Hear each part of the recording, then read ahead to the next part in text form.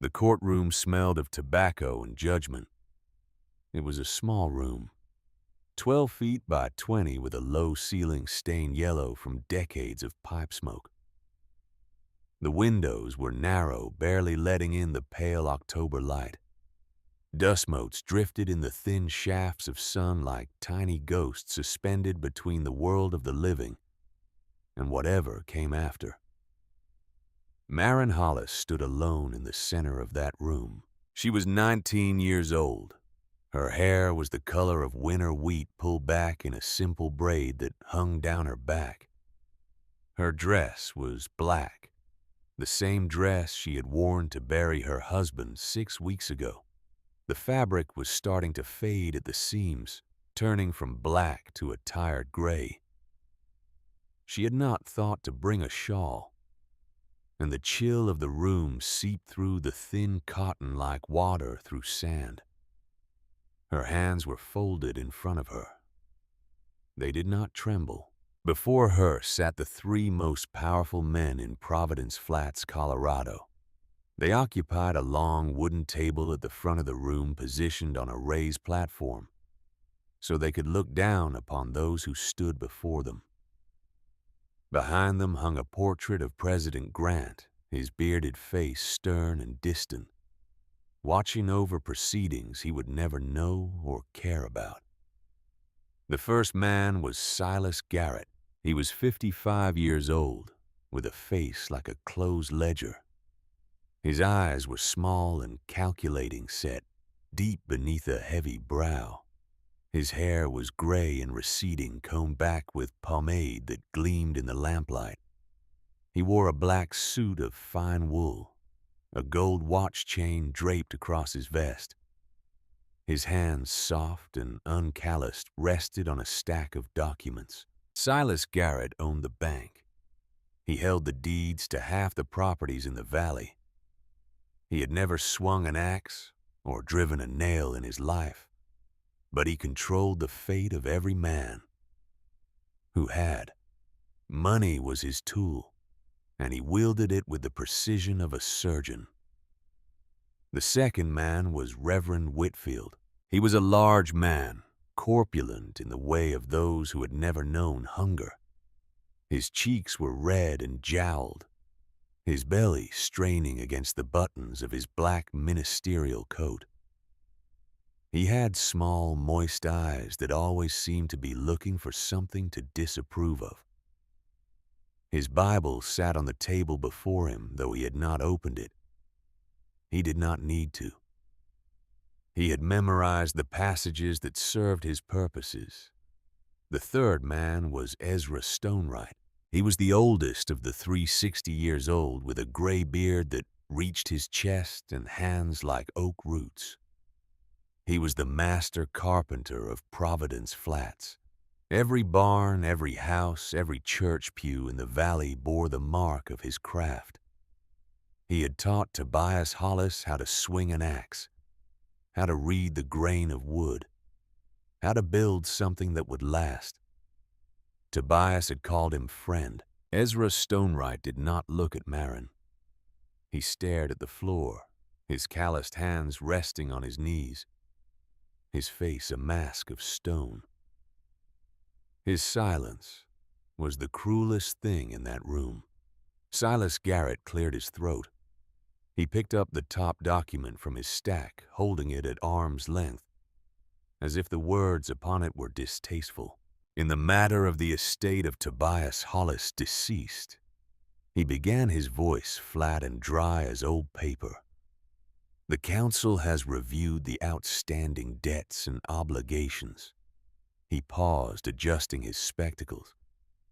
The deceased owed this bank the sum of $112 secured against the property known as the Hollis Homestead, comprising one cabin and 160 acres of timber and grazing land. Maren listened. Her face revealed nothing. The assessed value of said property is $15. $15. The cabin Tobias had built with his own hands. The land they had cleared together acre by acre, pulling stumps and burning brush until their backs screamed and their hands bled.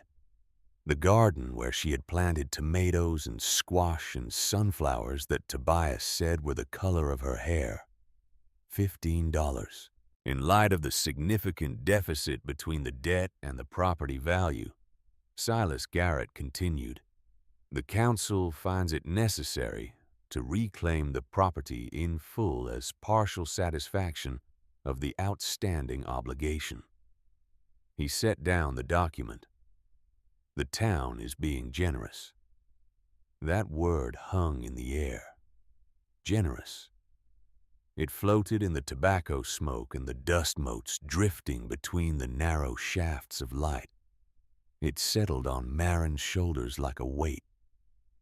She thought of Tobias. She thought of the morning he had left for the timber stand 6 weeks and 3 days ago. He had kissed her forehead the way he always did. His beard had been rough against her skin. He had smelled of coffee and pine sap, and he had told her he would be home before dark. He had not come home before dark.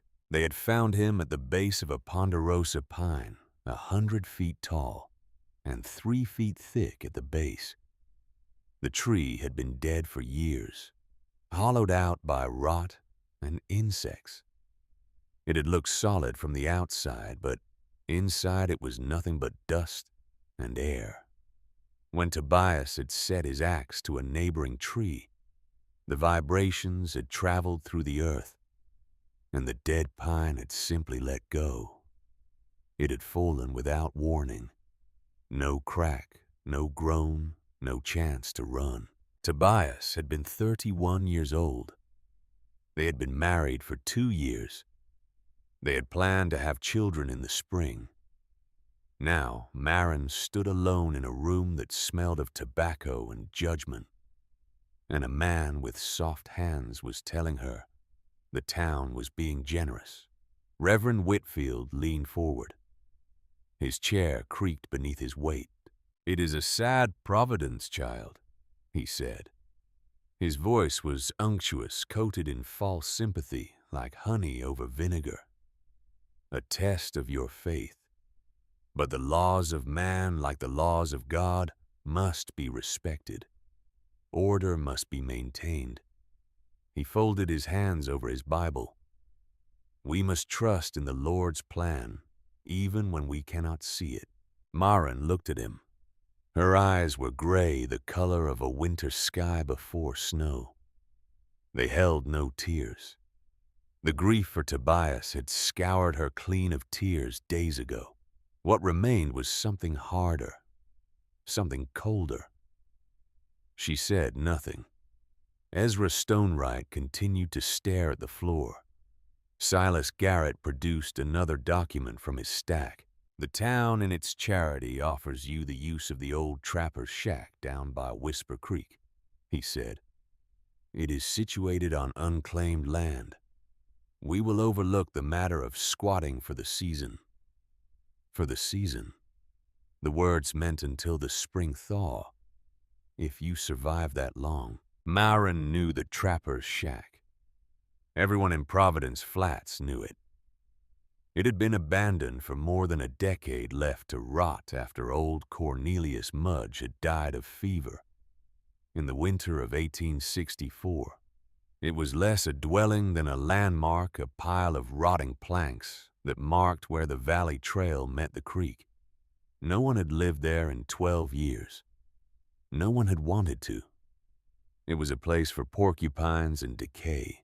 "You will vacate the Hollis property by sundown tomorrow," Silas Garrett said. "Any possessions you cannot remove will be considered part of the estate and will be liquidated to offset the remaining debt." He set down the document. He did not look at her. "This proceeding is concluded." For a long moment, no one moved. The dust motes continued their slow dance in the shafts of light. The portrait of President Grant stared down with his painted eyes.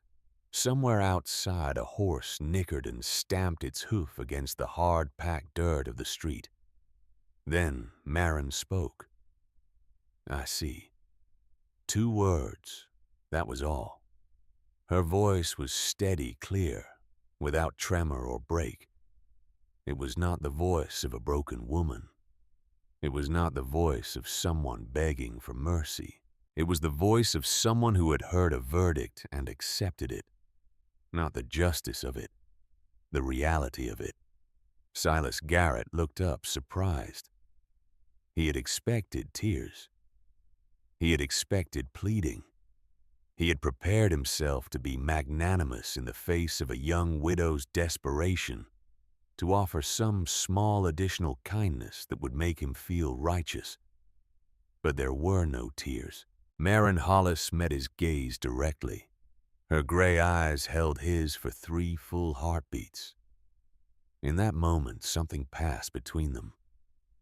It was not anger. It was not hatred. It was simply acknowledgement. She saw him for what he was, and he knew it. Then she turned and walked out of the courtroom, her footsteps steady on the wooden floor. The door closed behind her with a quiet click. The 3 men sat in silence. Reverend Whitfield shifted uncomfortably in his chair. "Poor child," he murmured. "I fear the shock has addled her mind. She did not even weep." Silas Garrett straightened his documents, tapping them against the table to align the edges. "She is young," he said. "The young are resilient. She will find her way." Ezra Stonewright said nothing.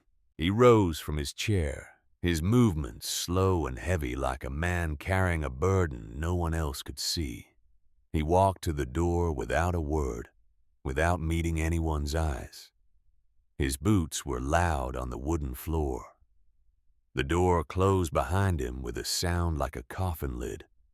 Outside, the October wind was blowing down from the mountains. It carried the smell of pine and the first hint of winter, a sharpness in the air that cut through clothing and settled in the bones. The sky was a pale gray, the color of old pewter, with clouds building along the western peaks. Marin walked down the main street of Providence Flats. It was not much of a town. A general store with a false front. A blacksmith's forge, cold and silent at this hour. A saloon that served watered whiskey and warm beer. A church with a white steeple that pointed toward a heaven that seemed very far away. People watched her pass. They stood in doorways and behind windows, their faces a mixture of pity and relief. Pity because she was young and widowed and about to lose everything. Relief because it was happening to her and not to them. No one spoke to her. No one offered help. Marin did not expect them to. She walked past the general store, past the blacksmith's forge, past the saloon where men drank to forget their own troubles. She walked until the buildings fell away and the road became a dirt track leading into the hills. The Hollis homestead was 2 miles outside of town, nestled in a small valley where Whisper Creek emerged from the mountains. It was beautiful land, or it had been when Tobias was alive. The cabin faced east, catching the morning sun. The garden was on the south side, protected from the wind by a stand of aspens that turned gold in autumn. The aspens were gold now. Marin stopped at the edge of the property, looking at the cabin she and Tobias had built together. It was a simple structure. 1 room with a sleeping loft built of lodgepole pine, with a stone chimney at one end. The roof was split cedar laid in overlapping rows that kept out the rain and snow. The door was made of thick oak planks with iron hinges Tobias had forged himself. She had been happy here, She had been happy in ways she had not known were possible. She had woken each morning to the sound of Tobias moving around the cabin, starting the fire, making coffee. She had fallen asleep each night with his arm around her, his breath warm against her hair. Now the cabin was silent. Now the cabin belonged to Silas Garrett. Marin walked to the door and pushed it open. The interior was cold. The fire had gone out days ago and she had not bothered to relight it. There seemed no point. The single room was neat and orderly, everything in its place. The bed she had shared with Tobias. The table he had made as a wedding gift. The rocking chair that had belonged to her grandmother. Her grandmother. Marin's eyes moved to the small trunk at the foot of the bed. It was an old trunk made of cedar with brass fittings green with age. It had belonged to her grandmother, Katrina, who had come to America from Norway in 1832, 44 years ago. Katrina had been a young woman then, barely older than Marin was now, fleeing a land of ice and darkness for the promise of something better. She had carried that trunk across an ocean. She had carried it across a continent. She had given it to Marin's mother, who had given it to Marin on her wedding day, along with the words, "Everything you need to survive is in here." Marin had thought her mother meant the quilts, the linens, the practical things a young bride would need to start a home. She had not looked deeper. Now she crossed the room and knelt before the trunk.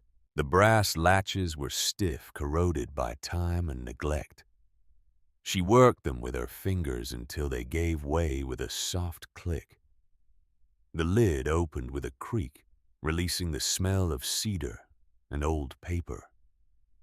And something else, something that smelled like memory itself. Inside were the quilts, the linens, the practical things. And beneath them, wrapped in oilcloth, was a book. It was small, no larger than her two hands together bound in leather, that had gone dark with age. The pages were yellowed, covered in handwriting so faded it was barely visible. The writing was in Norwegian, a language Marin had heard but never learned to read. But there were drawings. Marin turned the pages slowly, carefully, as if handling something sacred. The drawings were detailed and precise, rendered in ink that had turned brown over the decades. They showed structures she did not recognize, cross-sections of buildings that seemed to be half buried in the earth, channels and pipes and chambers all connected in ways she did not understand. And there were notes, not in Norwegian, in English. Her grandmother had translated key passages, writing in the margins in a hand that Marin recognized from the letters Katrina had sent before she died. One passage was circled 3 times. Marin read it aloud, her voice barely a whisper in the empty cabin. The earth has 2 hearts, the fiery heart deep below where the old gods sleep, and the warm heart just beneath the frost where life waits for spring. The fiery heart we cannot touch, but the warm heart that is ours. The earth gives warmth to those who know how to ask. Marin stared at the words. She turned the page. There was a diagram, a cross-section of a small dwelling similar in size to a cabin. But beneath the floor was a chamber, an empty space connected to a long channel that ran underground, sloping gently down to a water source. The channel was labeled in her grandmother's hand, Teploy Corridor, the Warmth Corridor. Marin studied the diagram. She read the notes that surrounded it, her grandmother's careful explanations of how the system worked. The earth below the frost line maintained a constant temperature, regardless of the weather above. Moving water even in winter carried warmth from deep underground. If one could channel the air from these sources into a dwelling, one could keep the floor from freezing even in the coldest months. It was not a fire. It was not a furnace. It was breathing the earth's warmth. Maren looked up from the book. Through the cabin window, she could see the sun setting behind the western peaks. The light was turning gold and orange, painting the aspens in colors of flame. The mountains were black silhouettes against the dying sky. She thought of the trapper's shack. She thought of the rotting walls, the collapsed roof, the dirt floor that would freeze solid when winter came. She thought of Silas Garrett's voice, flat and dry as old paper. The town is being generous. She thought of Reverend Whitfield's false sympathy, a test of your faith. She thought of Ezra Stonewright's silence, the cruelest blow of all. They expected her to fail. They expected her to come crawling back to the church, begging for a place as a scullery maid in someone's kitchen. They expected her to walk the 40 miles to the next settlement, a journey that would soon be impossible when the snows came. They expected her to simply give up and die a victim of circumstance and her own helplessness. They did not know her. They did not know that she was the granddaughter of Katrina Lindbergh, who had survived 3 winters in the mountains of Norway with nothing but a knife and the knowledge passed down through generations of women who had learned to make the earth itself their ally. Maren closed the book.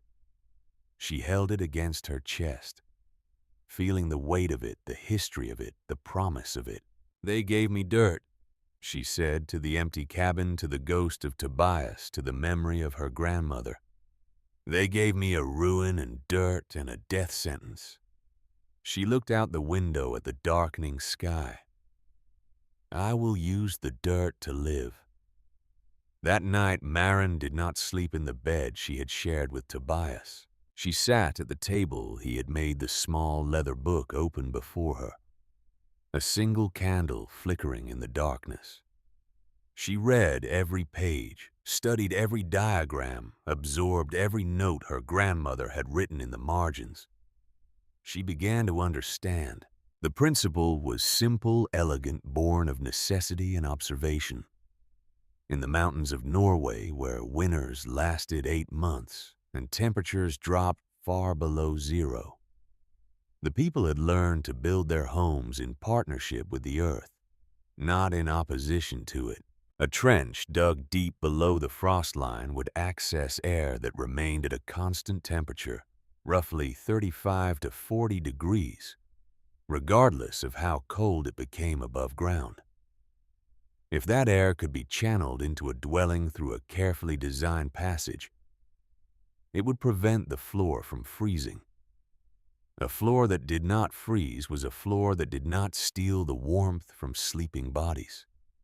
A floor that did not freeze was the difference between life and death.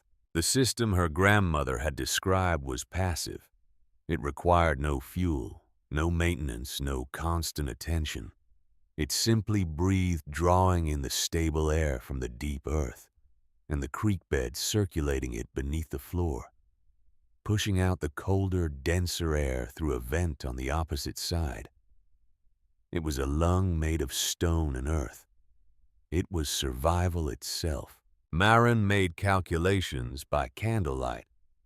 The trapper's shack was approximately 12 feet by 14 feet, situated on a gentle slope 50 yards from Whisper Creek. The creek was fed by a mountain spring that never froze entirely, even in the deepest cold. She would need to dig a trench 8 feet deep to get below the frost line. The trench would run from beneath the center of the shack down the slope to the gravel bed of the creek. She estimated the distance at 60 to 70 feet. She would need materials, wooden planks for a new floor, some kind of pipe or channel to carry the air, nails, a grate to keep out animals. She would need money. She had no money. But she had something else. Marin's hand went to her throat to the small gold locket that hung there on a thin chain. Tobias had given it to her on their wedding day 2 years ago. Inside was a tiny pressed flower, a wildflower she had picked on the day he had proposed. It was the last thing of value she possessed. She held the locket in her palm, feeling the weight of it, the warmth of it against her skin. She remembered the day Tobias had clasped it around her neck, his fingers fumbling with the small clasp, his face flushed with happiness. "So you'll always have a piece of me close to your heart," he had said. Marin closed her fingers around the locket. Tomorrow she would sell it. Tomorrow she would buy planks and nails and pipe. Tomorrow she would begin to dig. But tonight she allowed herself one final moment of grief. She pressed the locket to her lips and she wept. The tears came silently without sound, running down her cheeks and falling onto the pages of her grandmother's book. They were the last tears she would shed for a long time. She was crying for Tobias. She was crying for the life they had planned and would never have. She was crying for the unfairness of a world that could take everything from a person and call it generosity. When the tears stopped, something had changed inside her. The grief was still there. It would always be there. But it had been joined by something else, something harder and more durable. Determination, not hope. Hope was a luxury she could not afford. Determination was different. Determination was a decision. It was choosing to fight even when the odds were impossible. It was refusing to accept the verdict that others had passed upon her. They had sentenced her to death. She had not agreed. Marin wiped her eyes with the back of her hand. She closed her grandmother's book and wrapped it carefully in the oilcloth. Then she began to pack. The next morning dawned cold and gray.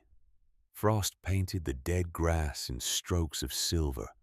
Marin's breath came out in clouds of white vapor as she loaded her possessions onto the small cart that had belonged to Tobias. She did not take much. She could not take much. The cart was small and the distance to the trapper's shack was significant, and she would have to make the journey alone. She took the cast-iron stove. It was heavy, but it was essential. She took her bedroll, her blankets, her quilts. She took a box of kitchen implements, a pot, a pan, a kettle, a few tin plates and cups. She took Tobias's tools, the axe, the saw, the hammer, the pickaxe, the shovel, the spirit level, the measuring tape, everything he had used to build their cabin, everything that now represented her only chance of survival. And she took the trunk with her grandmother's book. When the cart was loaded, she stood for a moment at the door of the cabin, looking back at the life she was leaving behind. The table Tobias had made, the rocking chair that had belonged to her grandmother, the bed where she had slept in his arms. She could not take them. They were too large, too heavy, too much. They would belong to Silas Garrett now. Marin closed the door. She did not look back again. The walk to the trapper's shack took 3 hours. The cart was heavy and the road was rough, and several times the wheels caught in ruts, and she had to stop and lift and push and strain until they came free. Her arms ached. Her back ached. Her feet ached from walking in boots that were beginning to wear thin. But she did not stop. She passed through the town of Providence Flats just after noon. People watched her go. They stood in doorways and behind windows just as they had the day before. Some whispered to each other. Some shook their heads in pity. A few made signs of prayer, as if she were already dead, and they were commending her soul to heaven. No one offered to help. Maren did not expect them to. She walked past the general store and stopped. This was the moment she had been dreading. She reached up and unclasped the chain from around her neck. The gold locket lay in her palm, warm from her body. Heat small and precious and irreplaceable. She went inside. The general store was dim and crowded shelves stacked with goods of every description. Tools, fabrics, canned foods, medicines. Everything a person might need to survive on the frontier, all available for a price. The owner was a man named Horace Wilkins. He was thin and balding with a permanent squint from years of reading labels in poor light. He looked up as Maren entered, his eyes narrowing further as he took in her mourning dress, her loaded cart visible through the window, her obvious desperation. "Mrs. Hollis," he said. There was no warmth in his voice. "What can I do for you?" Maren placed the locket on the counter. "I need to sell this," she said, "and I need to buy some things." Horace Wilkins picked up the locket. He turned it over in his hands, examining it with the practiced eye of a man who knew the value of everything and the worth of nothing. "Gold," he said. "Small, simple chain, no stones." He opened the locket and looked at the pressed flower inside. "Sentimental value only," he said, closing it. "I can give you $7. It was worth at least 15. Maren knew it. Horace Wilkins knew it. But Maren was desperate, and desperate people could not negotiate. $7, she said. "I accept." Horace Wilkins smiled.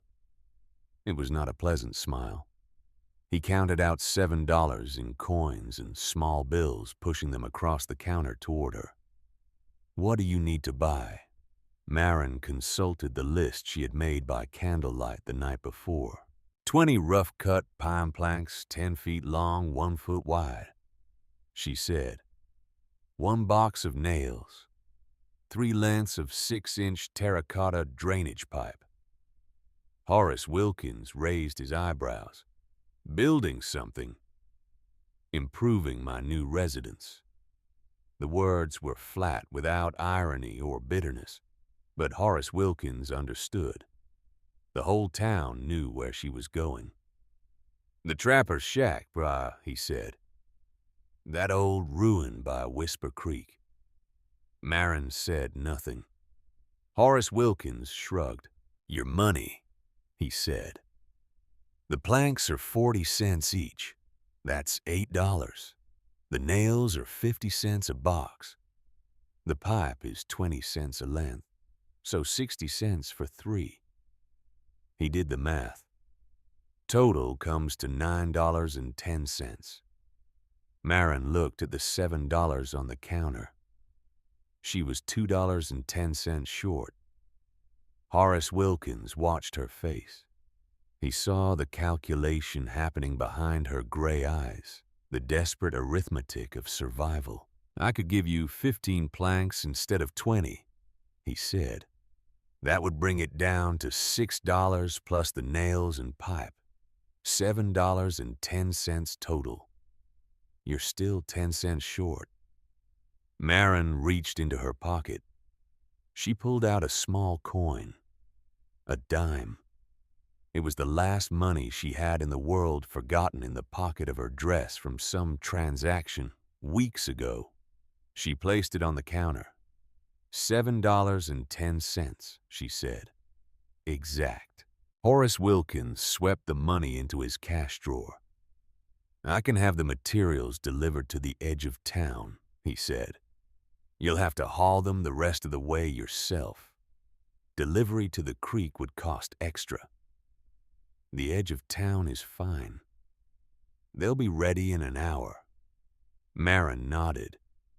She turned and walked out of the store, leaving behind the last connection to her husband, the last item of value she possessed. She had 15 pine planks, a box of nails, 3 lengths of terracotta pipe, and 48 cents in remaining change. She had her grandmother's book. She had Tobias's tools. She had the clothes on her back and the strength in her body. It would have to be enough. The trapper's shack was worse than she remembered. It stood on the slope above Whisper Creek, leaning to one side like a drunk who had forgotten how to stand straight.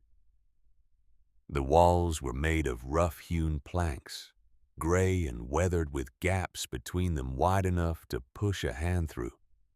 The roof was a patchwork of split cedar, and desperation riddled with holes through which the sky was clearly visible. The single window was a gaping void, its glass long since shattered.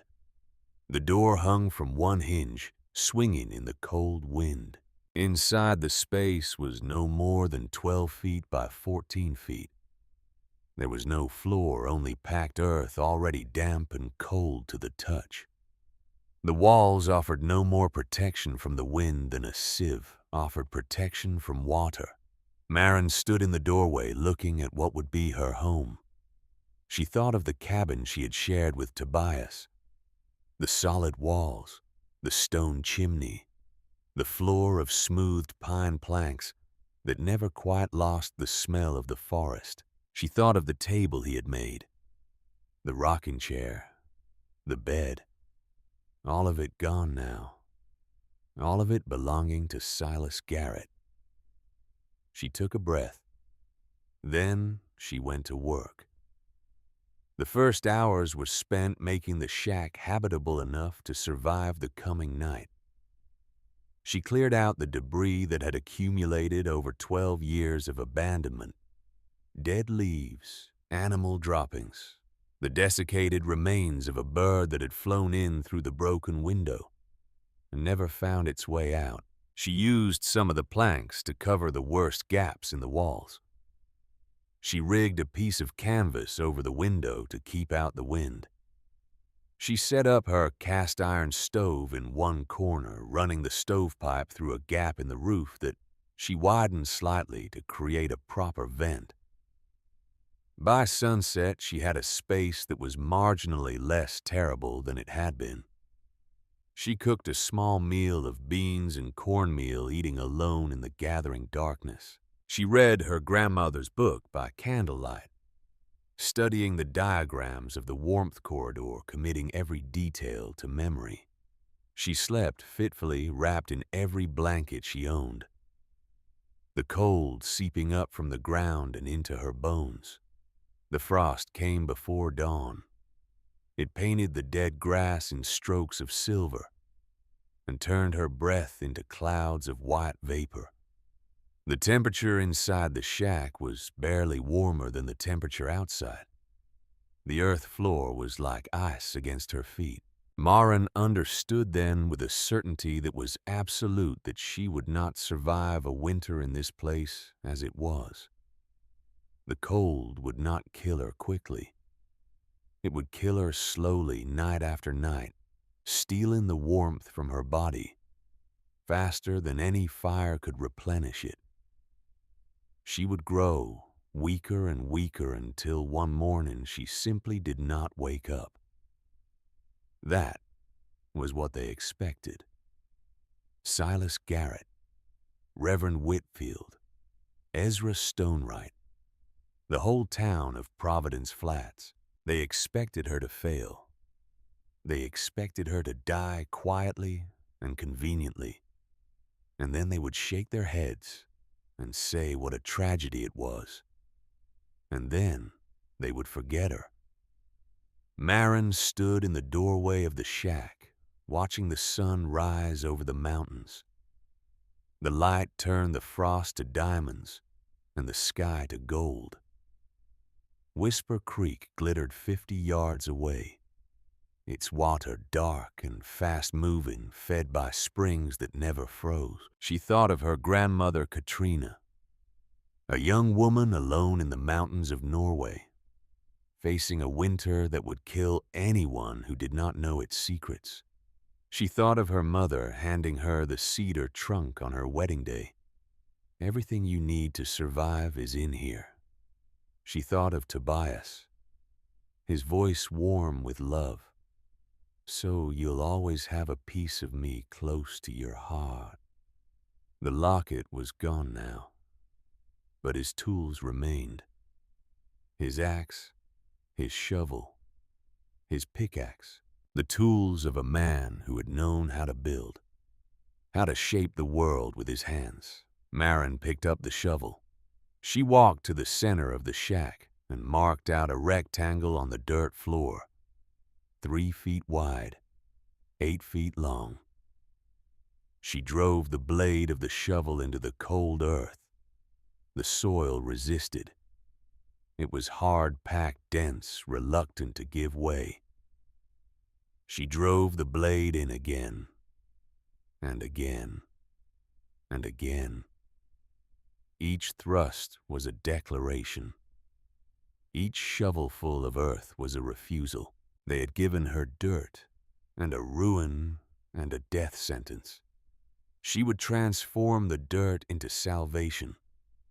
She would make the ruin into a fortress. She would turn the death sentence into a life. The work began. The morning of October 16th, 1876 broke cold and clear. Marin stood at the center of the shack, looking down at the rectangle she had marked in the dirt floor. 3 feet wide, 8 feet long. The dimensions of her grandmother's diagram, the starting point of the warmth corridor that would either save her life or prove to be the folly that everyone expected. She had never dug a trench before. She had never built anything more complicated than a garden fence. She was 19 years old, alone with 48 cents to her name, and a winter coming that would kill her if she failed. She picked up Tobias's pickaxe and swung. The blade bit into the earth with a dull thunk. The impact traveled up the wooden handle and into her arms, jarring her shoulders, rattling her teeth. She had not expected the shock of it, the way the ground fought back against the intrusion. She swung again and again. The topsoil came away in chunks, dark and crumbly, smelling of decay and old leaves. The first foot was almost easy. The earth here was soft, loosened by years of rain and frost, home to worms and beetles that scattered in blind panic as their world was torn apart. Marin worked with a rhythm that was more determination than skill. Swing the pickaxe. Break up the soil. Set down the pickaxe. Pick up the shovel. Scoop the loose earth into the bucket. Carry the bucket outside. Dump it on the growing pile. Return. Repeat. By noon, she had excavated a hole 2 feet deep. Her arms were trembling. Her back was a single continuous ache. Her hands, soft from a life of keeping house, were red and raw, where the wooden handles had rubbed against her palms. She did not stop. She ate a cold lunch of cornmeal and dried beans, sitting on the edge of the hole she had dug, looking down at the work that remained. 6 more feet to go straight down. Then 60 feet horizontal, running from the shack to the creek. The mathematics of it were staggering. She calculated in her head. Each foot of depth meant roughly 9 cubic feet of earth to remove from the initial rectangle. 8 feet of depth meant 72 cubic feet. The horizontal trench would be narrower, perhaps 2 feet wide, but 60 feet long and still 8 feet deep. That was another 960 cubic feet, over 1,000 cubic feet of earth, moved by hand, by one woman.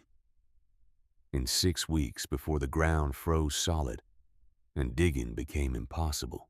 Maren finished her cold lunch. She picked up the pickaxe. She went back to work. The second foot was harder than the first. The soil changed character, becoming denser, more compacted. There were rocks now, some the size of her fist, some larger. Each one had to be pried loose, lifted out, added to the growing pile outside the shack. The third foot was harder still. She hit clay. It was a thick layer of reddish-brown earth, dense and sticky, clinging to her shovel, like something alive. Each swing of the pickaxe barely made a dent. Each shovelful weighed twice what the topsoil had weighed. Maren's blisters broke. The clear fluid inside mixed with the clay dust to form a paste that stung and burned. She wrapped her hands in strips torn from an old petticoat, but the blood soaked through within an hour. She did not stop. She could not stop. Every hour she rested was an hour the winter grew closer. By the end of the first day, she had excavated 4 feet of the initial hole. She was halfway to the frost line. Her entire body was a symphony of pain. Muscles she had never known existed screamed for rest. She cooked a small dinner. She read her grandmother's book by candlelight, studying the diagrams, making sure she understood every detail. She slept like the dead. The second day was worse.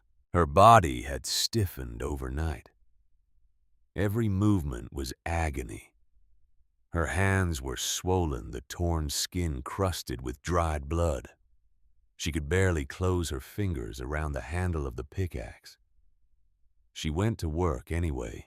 The fifth foot brought new challenges. The clay gave way to a layer of gravel and small stones, remnants of an ancient riverbed that had flowed here thousands of years before. The stones were easier to dig than the clay, but they kept collapsing back into the hole, undoing her work. She learned to shore up the sides with some of her precious planks, creating a wooden frame that held the walls in place. The sixth foot was solid rock, not a layer of rock, a boulder, a massive granite stone that had been deposited here by a glacier in some ice age beyond memory. Maren stood at the bottom of her hole 6 feet deep, looking at the gray surface of the boulder. It filled the entire width of the trench. It was immovable. It was impossible. She sat down in the dirt and stared at it. For a long moment, she felt the despair rising in her chest. This was the end. This was where her plan died. She could not move a boulder. She could not dig through solid granite. She would have to abandon the trench, abandon the warmth corridor, abandon any hope of survival. Then she remembered her grandmother's book. She climbed out of the hole and retrieved it, bringing it back down into the earth with her. She turned the pages until she found what she was looking for, a note in Katrina's handwriting. When you meet the bones of the mountain, do not fight them. Go around. The earth is patient. Be patient with it. Maren looked at the boulder. She looked at the walls of her trench. She began to dig sideways. It took her 3 days to excavate around the boulder, creating a detour in her trench that added 4 feet to the total length. The work was awkward and cramped. She had to dig lying on her side, passing buckets of earth up to the surface through the narrow shaft she had created. But she got around it. By the end of the first week, she had reached the full depth of 8 feet. She stood at the bottom of her hole looking up at the square of gray sky above her. The walls of the trench rose around her like the sides of a grave. The air was cool and damp, smelling of minerals and deep earth. She had done it. She had reached below the frost line. Now the real work began. On the third day of digging they came. Maren was waist deep in the hole, covered in dirt and sweat despite the cold, when she heard footsteps outside the shack. Heavy footsteps. Men's footsteps. She climbed out of the hole and straightened, pushing a strand of hair back from her face with a mud-caked hand. Ezra Stonewright stood in the doorway. Reverend Whitfield stood behind him. They looked at the hole in the floor. They looked at the pile of earth outside. They looked at Maren, her black mourning dress now brown with clay, her hands wrapped in bloody rags, her face streaked with dirt and determination. Ezra Stonewright stepped inside. He was a big man, broad-shouldered and thick-armed, with hands that had shaped wood for 40 years. He walked to the edge of the hole and looked down, his gray beard brushing his chest as he bent forward. He grunted. "Good heavens, child," Reverend Whitfield exclaimed from the doorway. His voice was thick with concern, the kind of concern that expected gratitude in return. "What is the meaning of this? Are you digging an indoor root cellar?" Maren wiped her hands on her dress. "I am improving my foundation," she said. Her voice was calm, steady, without a trace of the exhaustion that filled every fiber of her being. Ezra Stonewright circled the hole, his experienced eyes taking in the depth, the width, the wooden shoring that held the walls in place. He saw the pickaxe and shovel leaning against the wall. He saw the pile of planks stacked in the corner. He saw the terracotta pipes still unused, waiting for their purpose. "This is no foundation," he said. His voice was gruff, dismissive. The voice of a man who had been building things since before this girl was born. "A foundation needs to be under the walls, not in the middle of the floor. You're digging a sump pit. You'll have this whole shack filled with water come spring." Maren met his gaze. "The trench will run downhill to the creek," she said. "It is for air, not water." Ezra Stonewright stared at her. Air. Warm air. From below the frost line. The old carpenter's face twisted into something between disbelief and contempt. "What foolishness is this? You need a good stove and a cord of seasoned oak, not a hole in the ground to let the cold in." He kicked at a loose clod of dirt, sending it tumbling back into the hole. "This is woman's folly. You don't know the first thing about building." He paused.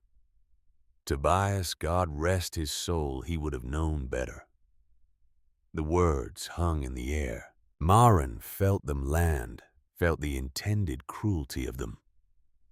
The invocation of her dead husband's name, the suggestion that he would be ashamed of her, the casual dismissal of everything she was trying to do. She did not flinch. "My grandmother taught me some things," she said quietly. Reverend Whitfield stepped forward, his bulk blocking what little light came through the doorway.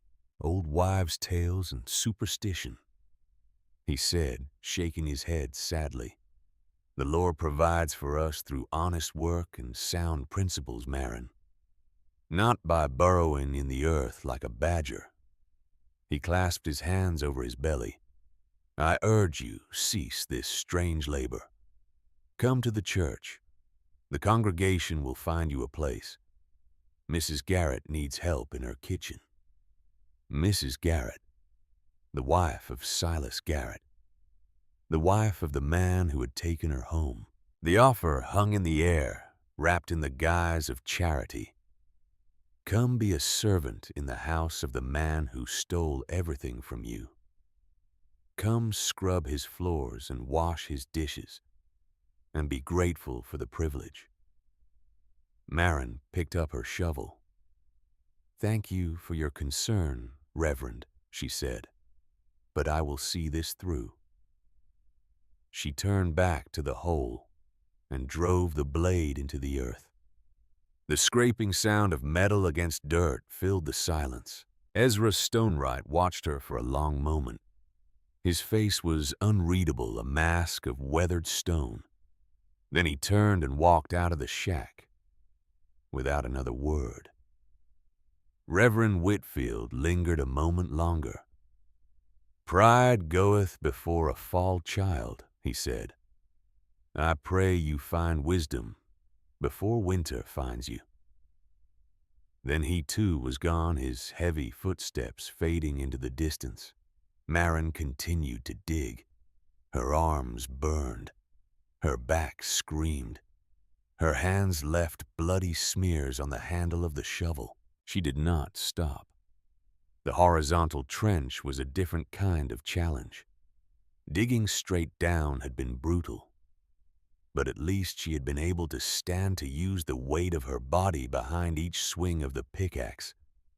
Digging horizontally meant working in a space barely wider than her shoulders, crawling on hands and knees, passing buckets of earth back to the vertical shaft where she could haul them to the surface. She developed a system. Each morning she would descend into the trench and dig for 2 hours, filling bucket after bucket with earth. Then she would climb out, haul the buckets to the surface, empty them onto the growing mound, and descend again. The mound grew larger every day. The trench grew longer. She measured her progress with a knotted rope marking each foot of advancement. 1 foot, 2 feet, 5 feet, 10. The soil changed as she moved toward the creek. The clay gave way to sand and gravel, remnants of the stream's ancient meanderings. This was easier to dig, but harder to keep stable. The walls wanted to collapse to fill in the space she had created. She learned to line the trench with flat stones gathered from the creek bed. She learned to work with the earth, not against it. She learned that her grandmother had been right. The earth was patient. You had to be patient with it. By the end of October, she had excavated 30 feet of horizontal trench. By the middle of November, she had reached 50 feet. The work transformed her. Her hands, once soft and smooth, became calloused and hard. The blisters healed, replaced by thick pads of tough skin that no longer tore or bled. Her arms, once slender, developed muscles she could see moving beneath the skin. Her back, once prone to aching after a day of housework, became strong and flexible, capable of hours of labor without complaint. She ate little. Dried beans, cornmeal, a few potatoes she had brought from the garden at the old cabin. Some nights she set snares near the creek and caught rabbits, which she skinned and roasted over her small stove. She grew thinner, but she also grew harder. The soft young widow who had stood before the town council in October was becoming something else, something forged in dirt and determination, something that would not break. The town did not forget her. They simply assumed the inevitable. In the general store, Horace Wilkins reported to anyone who would listen that the Hollis widow had bought planks and pipes with her wedding locket.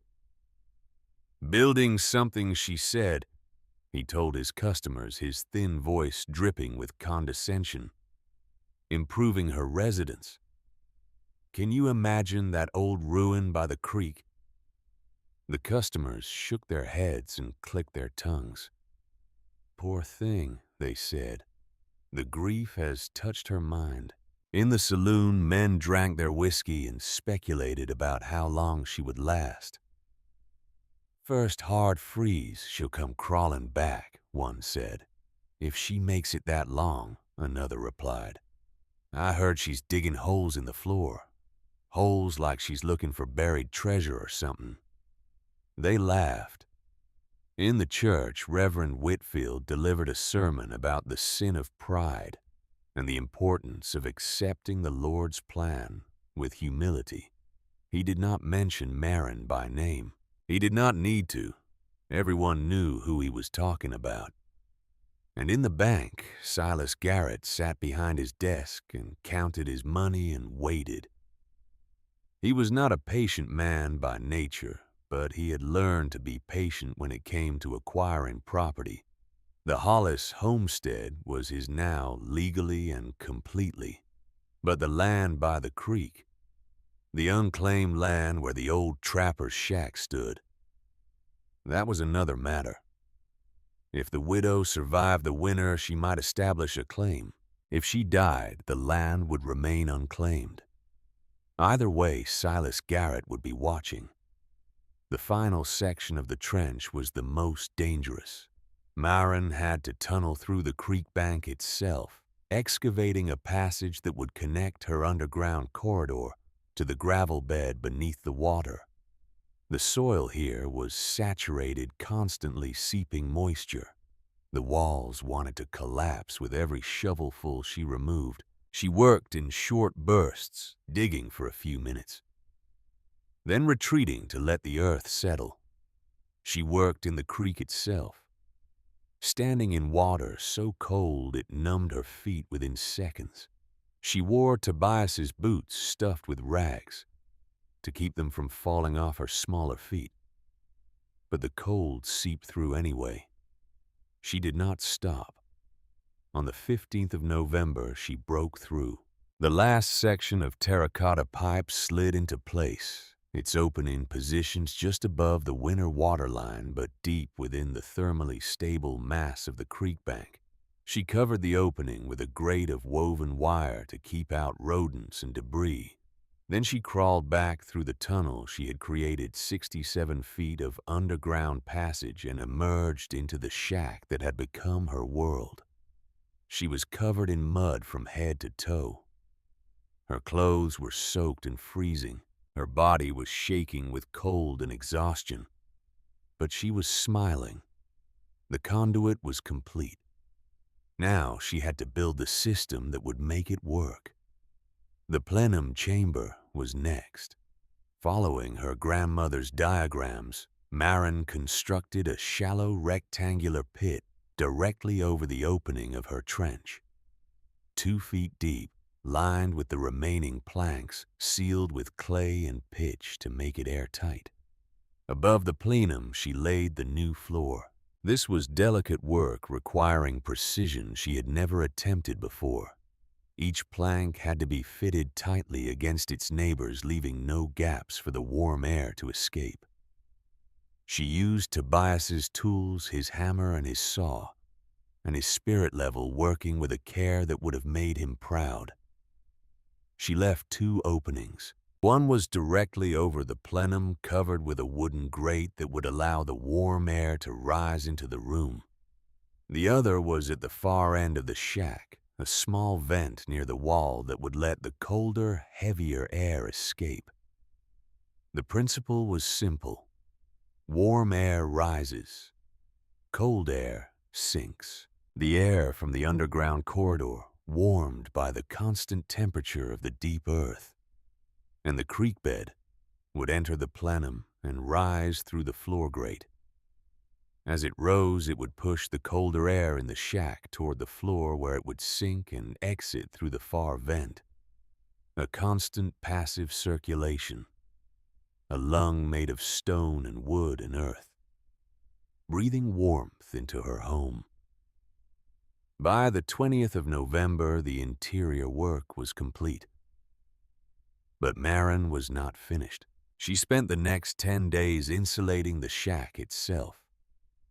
She cut thick bricks of sod from the tough prairie grass, stacking them against the exterior walls until they were banked up to the roof line. The sod was heavy and awkward, and her arms screamed with every brick she lifted.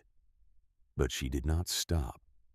She used a mixture of clay and dried grass to fill the countless gaps between the wall planks, pressing the material into every crack and crevice until the wind could no longer knife through. She repaired the roof, replacing the rotted cedar with salvaged tin and sealing the joints with tar she had made herself from pine pitch and animal fat.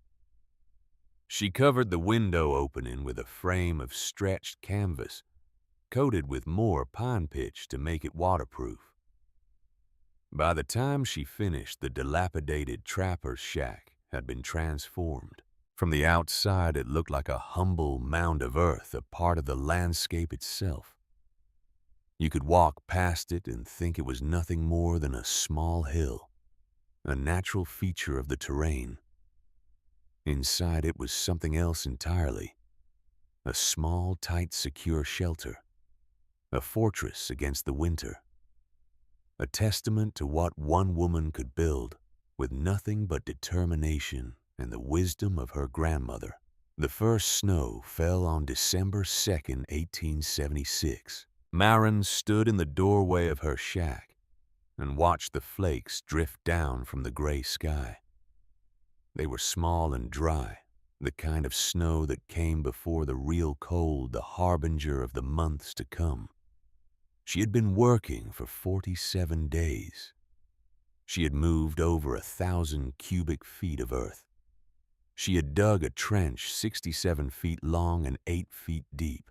She had built a floor and a plenum and a circulation system that existed nowhere else in Providence Flats, nowhere else in Colorado, perhaps nowhere else in America. And now, for the first time since Tobias died, she rested. She lit a small fire in her stove. She made a pot of tea from dried herbs she had gathered near the creek. She sat in the single chair she had brought from her old life, wrapped in a quilt her grandmother had made, and she read Katrina's book by the light of a single candle. The snow continued to fall. The temperature dropped. By evening, it was well below freezing outside. The snow had accumulated several inches, covering the ground in a blanket of white. The wind had picked up, howling around the corners of the shack, seeking entry. It did not find any. The walls held, the roof held, and the floor was warm. Maren knelt and placed her palm flat against the wooden planks. They were cool to the touch, but not cold. Not the bone-deep, life-stealing cold of frozen earth.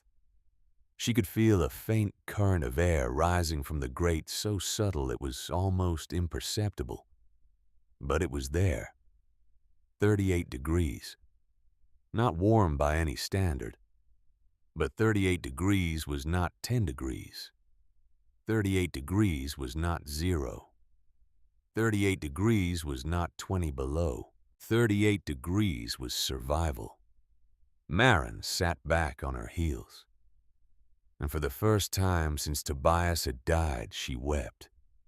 The tears came without warning, rising up from some deep place inside her that she had kept locked and sealed for 2 months.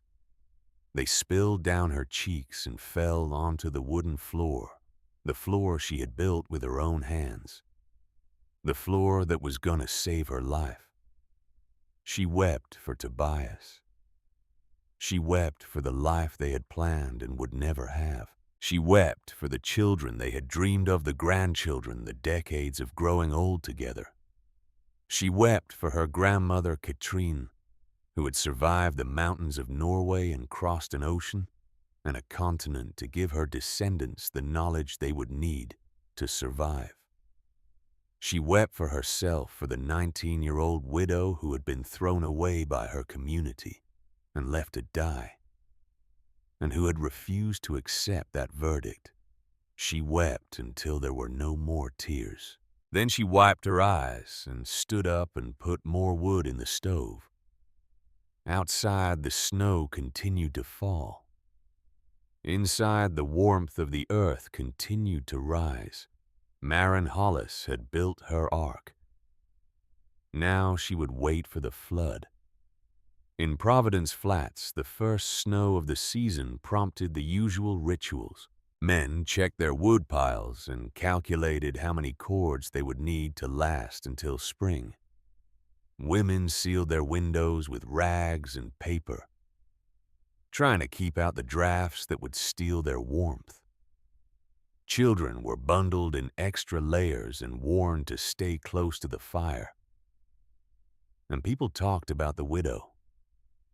She's still out there. Horace Wilkins said to the customers in his store, "I saw smoke coming from that old shack yesterday. Can you believe it? She won't last," said one customer, a farmer named Henderson. "That place is a ruin. The first real cold snap will finish her." "It's a shame," said another, a woman named Mrs. Pritchard. "She was a pretty thing, but too proud. Pride is a sin, you know." "She should have taken the Reverend's offer," Mrs. Pritchard continued. "A position in a good household, steady work, a roof over her head. But no. She had to go her own way." The customers shook their heads. Pride, foolishness, the stubbornness of youth. They had all the explanations they needed. In the saloon, Silas Garrett held court. He was not a drinking man himself, but he understood the value of being seen among the common folk. It made them feel that he was one of them, even as he counted their debts and calculated their futures. "The poor girl won't last till Christmas," he said, his voice carrying across the room. "It's a tragedy, truly. But she was too proud to accept help." The men around him nodded. "What was she digging out there?" one asked. "I heard she dug some kind of pit in the floor." "A grave, most likely," another said. "Her own grave." They laughed the harsh laughter of men who had seen hard things and learned to mock what they feared. Silas Garrett did not laugh. He was thinking about the land. Ezra Stonewright sat alone at a corner table nursing a whiskey he had barely touched. He had not spoken to anyone about his visit to the widow's shack. He had not described the hole she was digging, the determination in her eyes, the way she had refused his advice and gone back to work. He kept thinking about her hands, the bloody rags wrapped around them, the way she had gripped the shovel despite the pain, the stubbornness that was either courage or madness, he could not decide which. He kept thinking about Tobias, the young man he had taught to swing an axe, to read the grain of wood, to build things that would last. The young man who had called him friend, who had trusted him, who had died alone in the forest when a dead tree fell without warning. Ezra Stonewright had checked that tree. He had looked at it 2 days before the accident, and he had seen that it was dead. He should have marked it for cutting. He should have warned Tobias to stay clear, but he had been drinking that day. He had been careless. He had thought it could wait. And now Tobias was dead, and his widow was alone in a ruin by the creek, digging holes in the frozen earth, waiting to die. Ezra finished his whiskey in one long swallow. He did not order another. The winter deepened. December brought colder temperatures and more snow. The creek began to freeze at the edges, though the center still ran fast and clear. The mountains disappeared behind curtains of white, and the world shrank to the immediate, the essential, the next meal, and the next fire, and the next breath. Maren settled into a routine. She woke each morning before dawn, when the cold was deepest. She checked the stove, adding wood if needed, though she found she needed far less fuel than she had expected. The warmth from the floor made the difference. She was not fighting to heat a frozen space. She was merely supplementing the steady warmth that rose from the earth. She ate sparingly. Her supplies were limited, and she had no money to buy more. But she had learned to stretch what she had. A handful of beans could become soup for 3 days. A single rabbit could feed her for a week. She checked her snares each morning. She gathered firewood from the deadfall near the creek. She read her grandmother's book over and over until she knew every word by heart. And she waited. The second week of December brought a cold snap. The temperature dropped to 10 degrees below zero, then 15, then 20. The wind howled down from the mountains, carrying ice crystals that stung exposed skin like tiny needles. In Providence Flats, the townspeople stoked their fires high. Smoke rose from every chimney, straight columns of gray against the white sky. People huddled in their homes, venturing out only when necessary. And they wondered about the widow. No one went to check on her. It was too cold. It was too far. It was not their responsibility. Besides, what would be the point? She was probably dead already. In her shack by Whisper Creek, Marin sat by her stove and read by candlelight. The walls held. The roof held. The floor was warm. She was comfortable. Not warm exactly. The temperature inside the shack was perhaps 50 degrees, cool enough that she could see her breath in the air. But 50 degrees was not 20 below. 50 degrees was survivable. 50 degrees with a small fire and a good quilt was almost pleasant. She thought about the people in town. She wondered if they were thinking about her. She decided she did not care. Christmas came and went. Marin marked the day by reading a passage from the Bible her mother had given her, one of the few books she had brought from the old cabin. She said a prayer for Tobias. She said a prayer for her grandmother Katrina. She said a prayer for herself, though she was not sure anyone was listening. Then she cooked herself a meal of rabbit stew and cornmeal bread, the closest thing to a feast she could manage. She ate alone.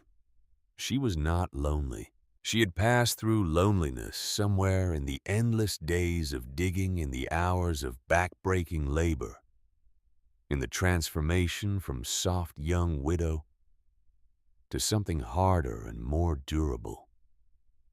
She was alone, yes, but alone was not the same as lonely.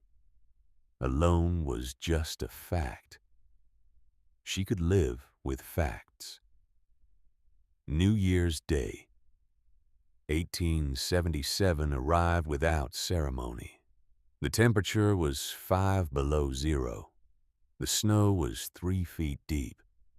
The world outside was a blank white page, unmarked and unwritten. Marin stood in the doorway of her shack, looking out at the frozen landscape. 2.5 months had passed since the town council had sentenced her to die. She was still alive. Her system worked. Her grandmother's knowledge was real. The earth was breathing warmth into her home just as Katrina had promised, just as the women of Norway had known for generations. She thought about Silas Garrett in his big house feeding logs to his fireplace, watching his servants scurry to keep the cold at bay. She thought about Reverend Whitfield in his church preaching about the will of God while his wife shivered in her pew. She thought about Ezra Stonewright in his workshop surrounded by the tools of his trade, the master builder who had mocked her trench and called it folly. She wondered what they would think if they could see her now. She decided again that she did not care. She had not built this for them. She had built it for herself. She had built it to survive. and she was surviving. The snow continued to fall. January arrived with teeth. The cold deepened. The days shortened. The sun, when it appeared at all, was a pale disk that offered light without warmth, beauty without mercy. In Providence, Flats, the rhythm of winter settled into familiar patterns. People moved from house to store to church and back again, their paths through the snow, becoming rutted trails that froze into ice and had to be navigated with care. They stopped talking about the widow. What was there to say? She was dead by now, certainly. No one could survive a winter in that old ruin. It was sad, yes. It was a tragedy. But life went on. Some things were simply beyond hope. And then the blizzard came. The storm began on the evening of January 18th, 1877. It did not announce itself with thunder or lightning. It did not arrive with the dramatic fury of a summer tempest. It came quietly, almost gently, like a predator that knows its prey cannot escape. The first sign was the sky. All afternoon, the clouds had been building along the western peaks, piling up in great masses of gray and purple that seemed to swallow the mountains whole. By 4 o'clock, the sun had disappeared entirely, though sunset was still 2 hours away. The light turned strange, flat, and shadowless, as if the world had been drained of dimension. Then the snow began. It did not fall in flakes. It fell in tiny, hard pellets, ice crystals that hissed against the roof of Marin's shack, like sand against glass. The sound was constant, relentless, a whisper that grew steadily louder as the evening deepened. Marin stood at her canvas-covered window, watching the white curtain descend. She had seen snowstorms before. She had lived through hard winters, cold nights, the brutal indifference of nature to human comfort. But something about this storm felt different. There was a weight to it, a pressure in the air that made her ears ache and her chest feel tight. She checked her supplies. Firewood stacked along the wall. Enough for 2 weeks, maybe 3 if she was careful. Food. Dried beans, cornmeal, salt pork, a few potatoes beginning to sprout. Enough for a month. Water. The creek was 50 yards away, but she had filled every container she owned that morning. Some instinct warning her that the trip might soon become impossible. She was as ready as she could be. She lit a fire in her stove. She made a pot of soup. She sat in her chair, wrapped in her grandmother's quilt, and listened to the ice pellets hiss against the roof. By morning, the world had vanished. Marin woke to a sound she did not recognize. It was a roaring, a howling, a great sustained shriek that seemed to come from everywhere at once. For a moment, lying in her bedroll in the darkness, she thought she was still dreaming. Then she opened her eyes.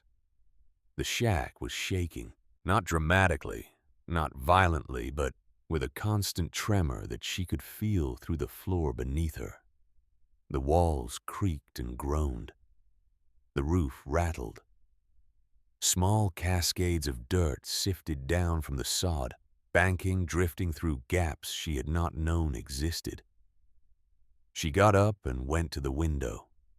The canvas covering was bulging inward, pressed by a force that seemed almost liquid in its insistence.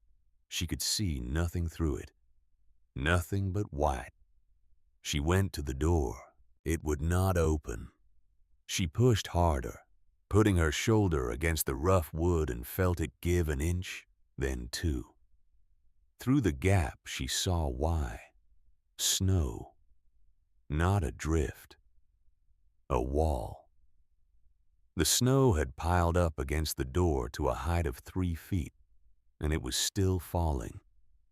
The wind was driving it sideways, horizontal, turning the air itself into a solid mass of white. The temperature hit her like a physical blow. She had experienced cold before. She had felt the bite of winter, the sting of frost, the ache of exposure. But this was something else entirely. This was cold that did not merely touch the skin. It invaded. It penetrated. It reached through clothing and flesh and found the warmth inside and began to steal it. She slammed the door shut. Her hands were numb. Her face was numb. And she had been exposed for no more than 5 seconds. Maren stood in the center of her shack, her breath coming in quick white clouds, and understood. This was not a storm. This was death itself, dressed in white. The storm raged for 3 days, without pause. Maren lost track of time. The days blurred into the nights into the days. The roaring of the wind became a constant presence, a sound so unrelenting that she stopped hearing it as sound and began to experience it as a kind of pressure, a weight upon her mind. She kept the fire burning. She ate sparingly. She read her grandmother's book until she knew every word, every diagram, every margin note. She slept in fits and starts, waking often to check the stove, to listen to the walls, to reassure herself that she was still alive. The temperature inside the shack dropped. 45 degrees, 40 degrees, 35. But it did not drop further. The floor remained warm. The air rising from the grate was still 38 degrees, still pulling warmth from the deep earth, still breathing life into her small sanctuary. Her grandmother's system was holding. The warmth corridor was doing exactly what it was designed to do. She was cold. She was uncomfortable. But she was not dying. She wondered about the town. She wondered about Silas Garrett and his big house with his 2 fireplaces and his servants and his money that could not buy warmth from a storm like this. She wondered about Reverend Whitfield in his church praying to a God who seemed to have forgotten about Providence Flats. She wondered about Ezra Stonewright in his workshop surrounded by the tools of a trade that had never prepared him for anything like this. She wondered if they were still alive. She decided for the first time that she hoped they were. In Providence Flats, the storm was a catastrophe. The town had seen hard winters before. The people who lived here were not soft. They knew cold. They knew snow. They knew the price of survival on the frontier. But they had never seen anything like this. The snow fell without stopping. 2 feet. 3 feet. 4. The wind piled it into drifts that reached the roof lines, that buried doors, that turned the streets into canyons of white from which there was no escape. The temperature dropped. 20 below zero. 30 below. 40 below. 42 degrees below 0 Fahrenheit. At that temperature, exposed skin freezes in seconds. At that temperature, metal becomes so cold it burns like fire. At that temperature, the air itself becomes an enemy, searing the lungs with every breath. The people of Providence Flats retreated into their homes and tried to survive. They failed. The problem was the floors. Every house in town had been built the same way. Log walls chinked with mud and moss. Wooden floors laid over crawl spaces that provided ventilation in summer. Stone chimneys rising through shingled roofs. Sound construction. Proven methods. the accumulated wisdom of generations of frontier builders. But that wisdom had never accounted for cold like this. The ground beneath the houses froze solid. The frost penetrated deeper and deeper, 6 feet, 8 feet, 10 feet down. The crawl spaces beneath the floors became chambers of ice, and that ice radiated cold upward through the wooden planks. The floors froze, and when the floors froze, the houses became traps. Heat rises. Every child knows this. The warmth from a fireplace or a stove climbs toward the ceiling, pooling in the highest parts of a room. The cold air sinks, settling near the floor. In a normal winter, this was merely uncomfortable. You wore thick socks. You kept the fire burning. You adapted. But in a cold like this, the difference between the air at the ceiling and the air at the floor was not a few degrees. It was 40 degrees, 50 degrees. The ceiling might be warm enough to survive. The floor was cold enough to kill, and the fires could not keep up. The people of Providence Flats burned their wood piles. They burned their furniture. They burned their books, their newspapers, their children's toys. The heat went up the chimney. The cold came up through the floor. It was a battle they could not win.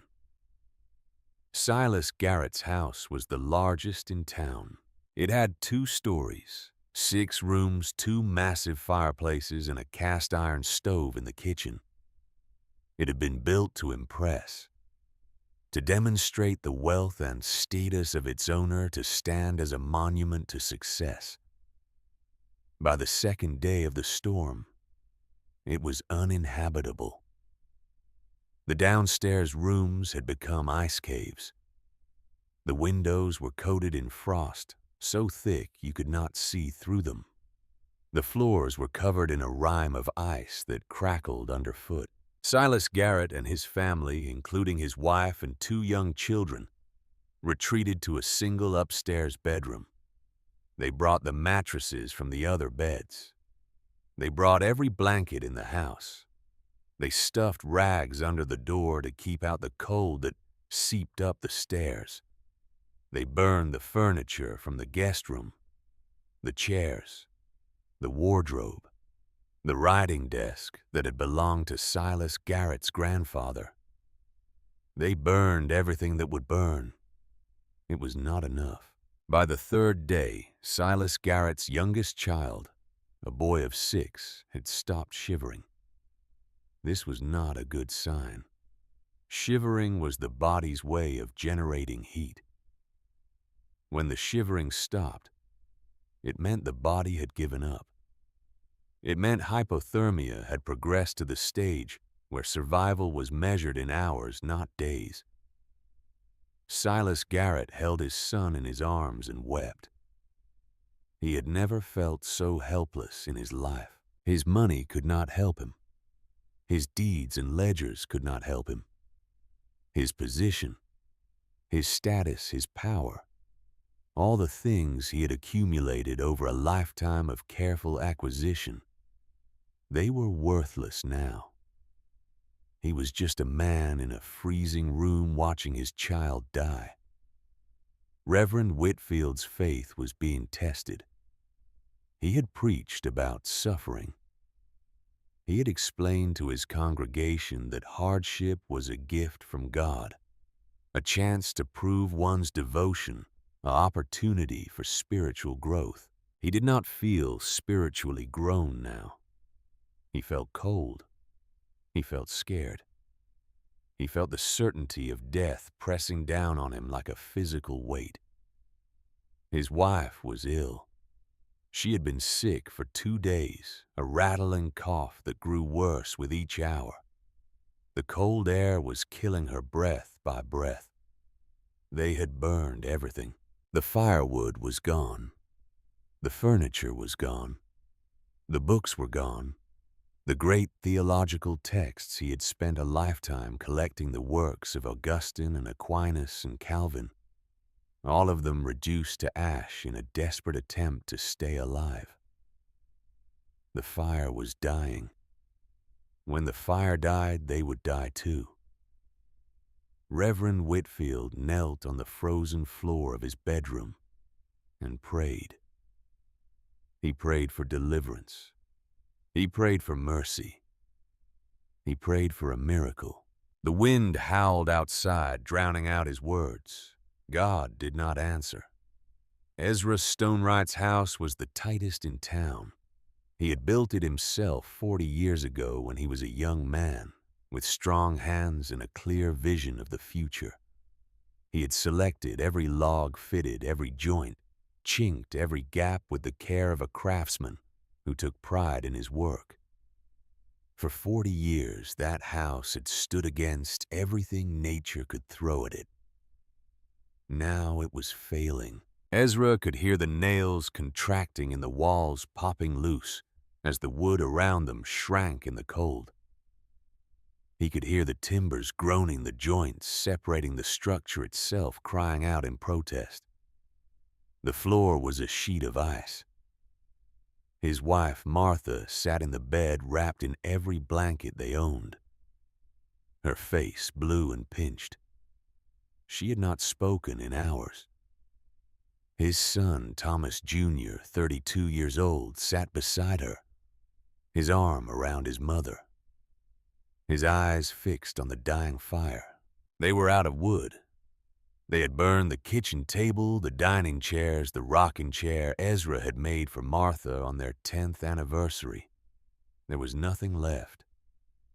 Ezra Stonewright stood in the center of the room that was killing his family, and he faced the truth he had been avoiding for 3 days.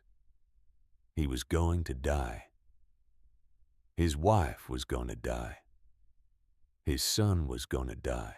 They were going to freeze to death in the house he had built.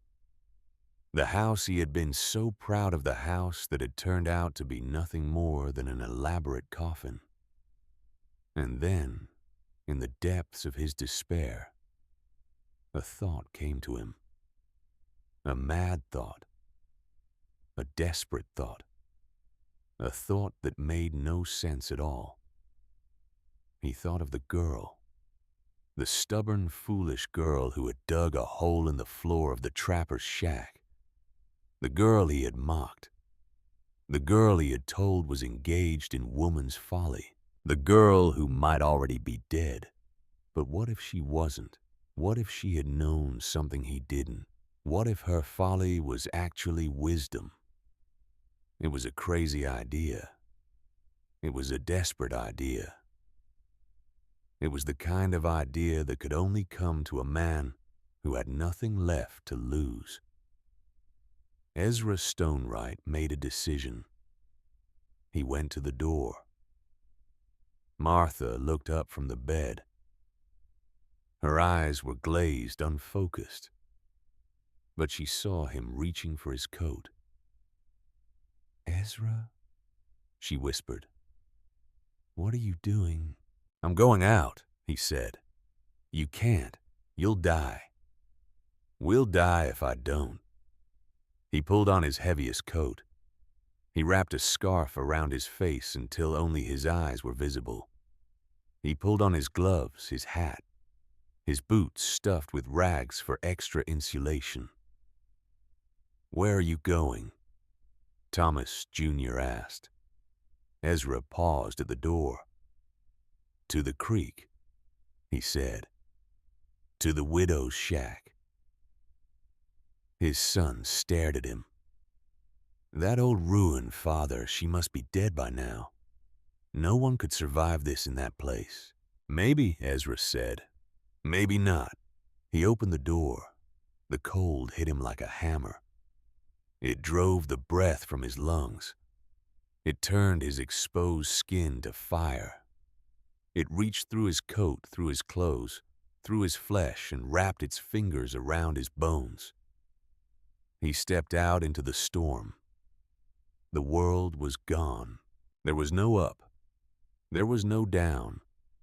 There was no direction. No landmark, no point of reference. There was only white in every direction.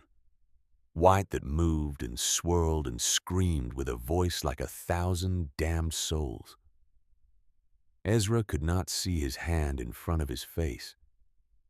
He took a rope from the porch railing, a rope he kept there for emergencies, and tied one end to the post. He would play it out as he went.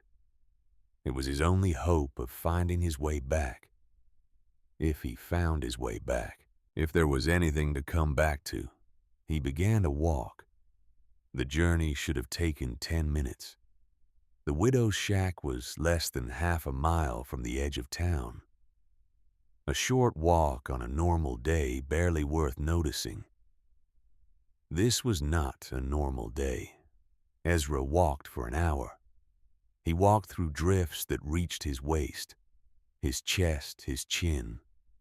He walked through wind that knocked him down again and again. He walked through cold that burned and tore and clawed at every inch of his body. He lost all sense of direction within the first 100 yards. He followed the slope of the land, the gentle decline toward the creek. It was the only landmark he had, the only way to navigate in a world without sight. He fell a dozen times. He lost his hat. He lost one of his gloves. He felt his fingers going numb, then painful, then numb again. He kept walking. He was going to die out here. He knew it. He had known it from the moment he stepped off his porch.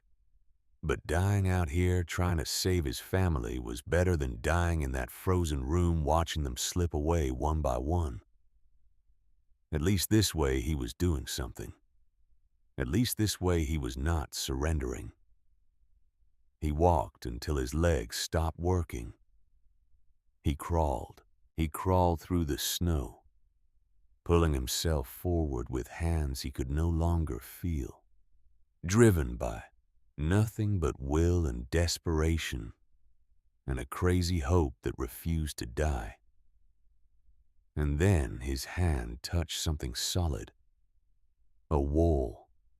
He brushed away the snow and felt the rough texture of sod bricks. He had found it. He followed the wall around the structure looking for the door. The shack was barely visible, just another drift in a world of drifts, a mound of white that looked no different from the snow around it. But it was there. He found the door. He pushed. It opened. He fell forward into darkness and the door swung shut behind him. And suddenly, the roaring of the wind was gone, replaced by a silence so profound it felt like a physical presence. Ezra Stonewright lay on the floor of the widow's shack, too exhausted to move, too frozen to think. And then he felt it. Warmth. It was not hot. It was not the blast of heat from a roaring fire. But it was warmth, gentle and steady, rising up from the floor beneath him. He pressed his palm against the wood. It was warm. The floor was warm. In a storm that had frozen the entire world solid, the floor of this miserable little shack was warm. Ezra raised his head. A single candle flickered on a small table. In its soft light he saw her. Maren Hollis was sitting in a chair, wrapped in a woolen shawl, her grandmother's book open in her lap. A small kettle on the tiny stove let out a faint wisp of steam. She looked up. Her gray eyes met his. She did not look surprised. She looked like she had been waiting. "Mrs. Hollis," Ezra croaked. His voice was a ruin torn by the cold and the wind. "How?" Maren closed her book. "The earth," she said simply. "The earth is keeping us warm." Ezra pulled himself to his knees. He looked around the small room. He saw the grate in the floor, felt the faint current of air rising from it. He remembered the trench she had been digging, the talk of air and warmth, the folly he had dismissed with such contempt. It was not folly. It was genius. He reached out with his frozen hand and touched the floor again, needing to confirm that he was not hallucinating, that the warmth was real. It was real. The tears came then. Ezra Stonewright, master carpenter, 60 years old. A man who had not cried since his mother died knelt on the warm floor of the widow's shack and wept like a child. "I'm sorry," he gasped. "I'm so sorry. I called you foolish. I said Tobias would have known better. I was wrong. I was so wrong." Marin watched him cry. She did not gloat. She did not remind him of his cruelty. She simply waited until the sobs subsided. Then she spoke. "Your family," she said. "Are they alive?" Ezra looked up, his face wet with tears and melted snow. "Yes," he said. "Barely. The house is frozen. The fire is dying. My wife, my son, they're running out of time." Marin stood. She crossed to the stove and poured hot water from the kettle into a tin cup. She brought it to Ezra and pressed it into his hands. "Drink," she said. "Warm yourself, then go and bring them here." Ezra stared at her. "Here, all of them. All of them. But there's no room. This place is barely big enough for one person." Marin looked at him with eyes that had seen too much to be moved by practical objections. "There is room to live," she said. "That is all that matters." Ezra drank the hot water. It burned going down, but it was a good burn. The burn of life returning to frozen flesh. He thought of his wife huddled in the bed. He thought of his son watching the fire die. He thought of the long walk back through the storm, the impossible journey he would have to make twice more. "I don't know if I can make it," he said. "You made it here," Marin replied.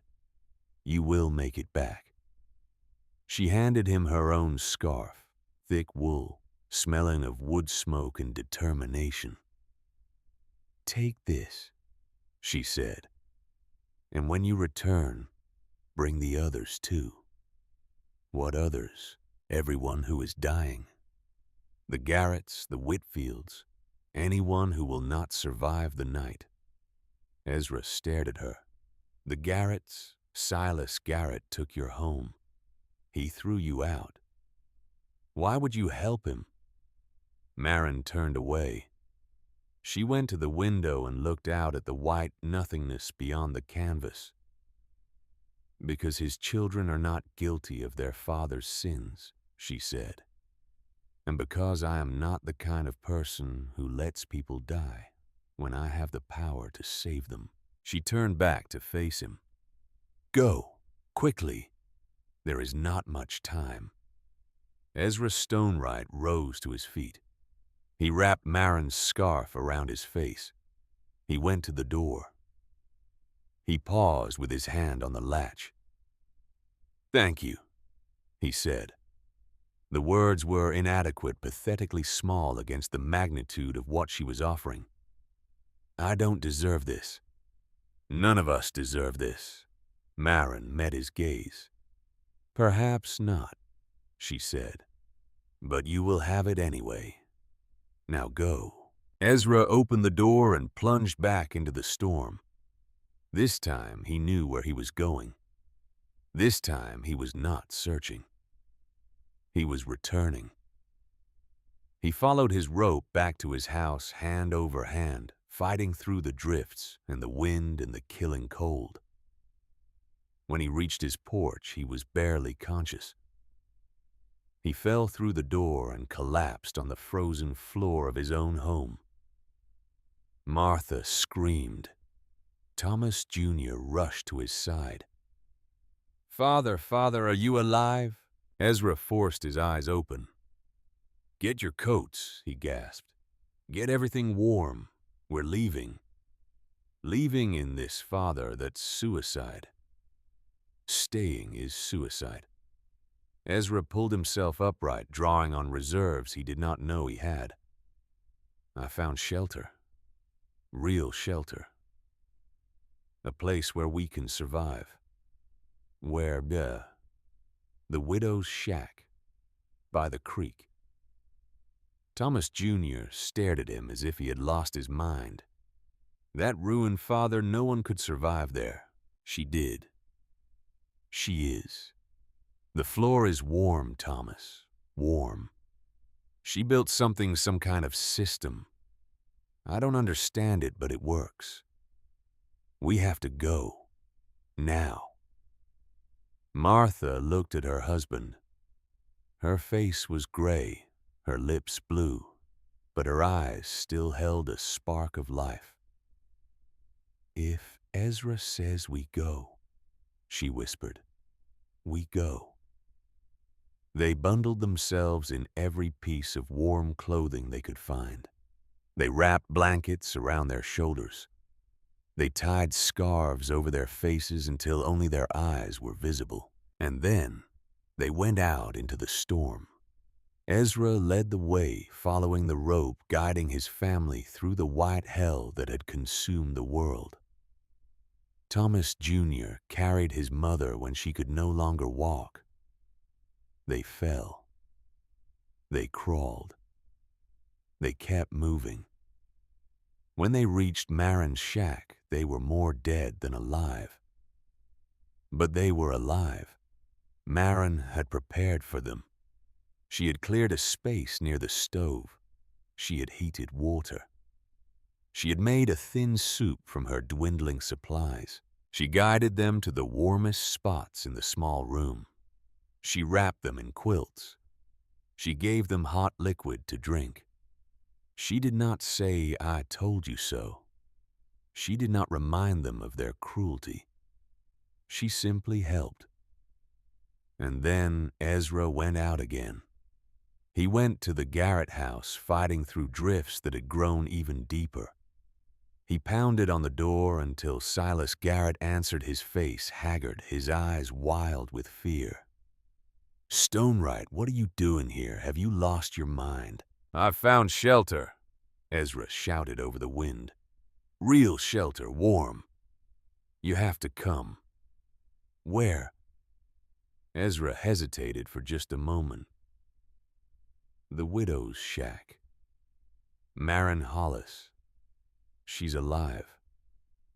She built something. The floor is warm. Please, Garrett, there's no time to explain. Your children are dying. I can see it in your face. Come with me." Silas Garrett stood in his doorway, the cold tearing at him, and faced a choice he had never imagined making. Trust the man who was offering help, go to the woman he had wronged, or stay here and watch his children freeze to death. It was no choice at all. "Give me 5 minutes," he said. They came through the storm like refugees from a disaster. The Garretts, Silas and his wife Eleanor. Their 2 children, the 6-year-old boy who had stopped shivering and his 8-year-old sister who held his hand and would not let go. The Whitfields, Reverend Whitfield and his sick wife, carried between them because she could no longer walk. Other families, neighbors who saw the procession passing and joined it, desperate people willing to follow anyone who offered hope. They came to the shack by Whisper Creek, to the mound of earth that looked like a natural hill, to the door that opened onto warmth. 17 people crowded into a space 12 feet by 14 feet. It should have been impossible. It should have been miserable. 17 people in a room that size, there was no space to move, barely space to breathe, but the floor was warm. The walls were solid. The wind could not reach them here.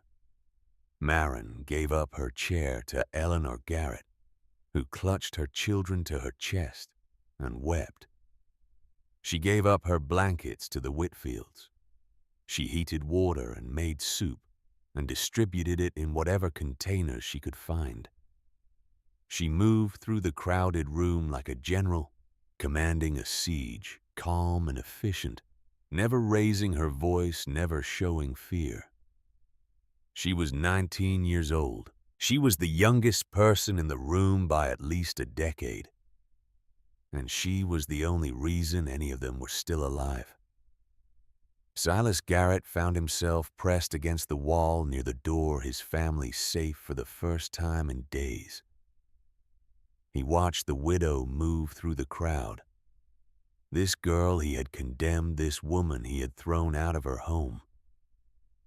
He could not meet her eyes. When she passed near him, he reached out and touched her arm. "Mrs. Hollis," he said. His voice was hoarse. "I don't know how to thank you." Marin looked at him.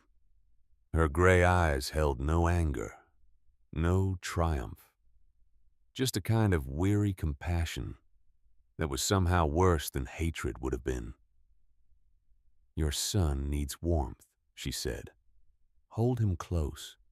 Share your body heat. He will recover." She moved on. Silas Garrett held his son and watched her go and felt something shift inside him. Something that had been frozen for a long time, longer than this storm began to thaw. The storm raged for 2 more days. Inside the shack, 17 people learned to coexist in impossible closeness.